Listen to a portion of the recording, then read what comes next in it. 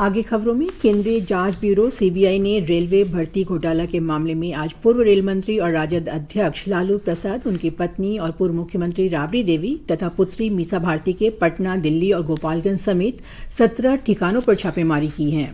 पटना के 10 circular road स्थित राबड़ी देवी के सरकारी आवास पर आज सुबह से सीबीआई की 8 सदस्यीय टीम छापेमारी कर रही है।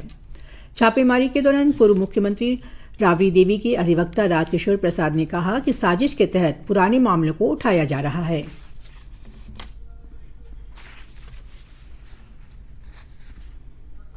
जिसमें रेल मंत्री थे वो। अच्छा। और उस समय का मामला 13 साल के बाद इनको याद पड़ रहा है। क्या था 2004 से 9 में क्या था? ये होटल का जो टेंडर हुआ था। अच्छा। जो सेटलमेंट हुआ था सीटीसी वाला। उस आईआरसीटीसी वाला, उस मामला को लेकर के परेशान किया जा रहा है। सीबीआई छापे के विरोध में राजद नेताओं और कार्यकर्ताओं ने राबड़ी देवी के आवास के सामने धरना प्रदर्शन किया। राजद नेता शिवचंद्र राम ने कहा कि छापेमारी राजनीति से प्रेरित है।